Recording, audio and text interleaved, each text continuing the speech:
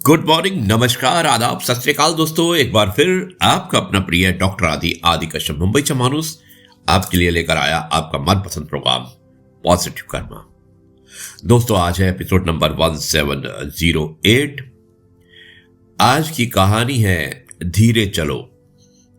और दोस्तों ये कहानी भेजने वाले हैं हमारे दोस्त राजेश दफ्तरी। राजकोट में रहते हैं, NBFC चलाते हैं। बहुत अच्छी कहानी है। ज्यादा सस्पेंस ना रखते हुए शुरुआत करता हूं इस कहानी। जी हाँ दोस्तों, कहानी का शीर्षक है धीरे चलो। शुरुआत करता हूं इस कहानी की कुछ इस प्रकार। नदी के तट पर एक उस भिक्षु ने वहां पे बैठे हुए एक वृद्ध पुरुष से कहा कि यहां से नगर कितनी दूर है। सुना है सूरज ढलते ही नगर का द्वार बंद हो जाता है। अब तो शाम होने वाली है, क्या मैं वहां पहुंच सकता हूं? यह बात सुनकर वृद्ध ने कहा कि धीरे चलोगे तो आप पहुंच सकते हो।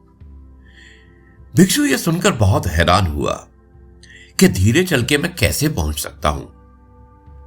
यह सोचने लगा कि लोग कहते हैं कि जल्दी से जाओ, पर यह तो उसके एकदम उल्टा कह रहा है। अब भिक्षु तेजी से भागने लगा, लेकिन रास्ता ऊबड़ खाबड़ और पथरीला था।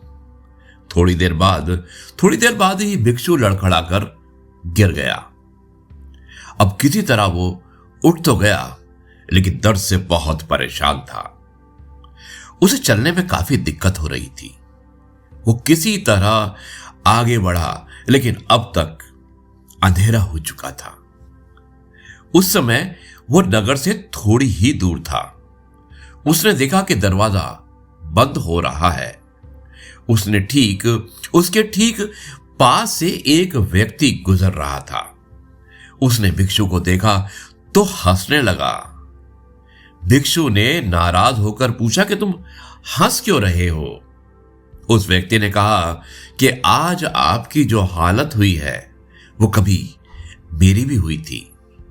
आप भी उस बाबा जी की बात को समझ नहीं पाए जो नदी के किनारे रहते हैं और जो भी अभी आपको थोड़ी देर पहले ही मिले थे।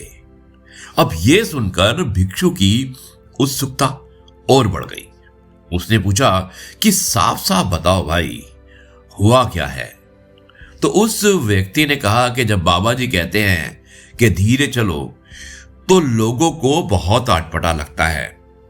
असल में वो बताना चाहते हैं कि रास्ता गड़बड़ है। अगर संभल कर चलोगे तो पहुंच सकते हो। दोस्तों, जिंदगी में सिर्फ तेज भागना ही काफी नहीं होता। सोच समझकर संभलना, सोच समझकर संभल कर चलना ज्यादा काम आता है। आपकी जिंदगी का सफर सुरक्षित हो।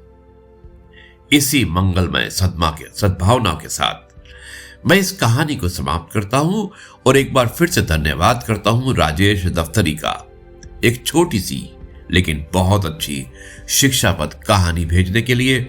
मुझे उम्मीद है कि आपको यह कहानी पसंद आई होगी। अब मैं इस कार्यक्रम को यहीं पर समाप्त करता हूं और कल आपसे एक बार फिर से मुलाकात करूंगा कुछ नई बातों के साथ। तब तक के लिए आपसे कहता हूं जय गुरु जी, शुक्राना गुरु जी।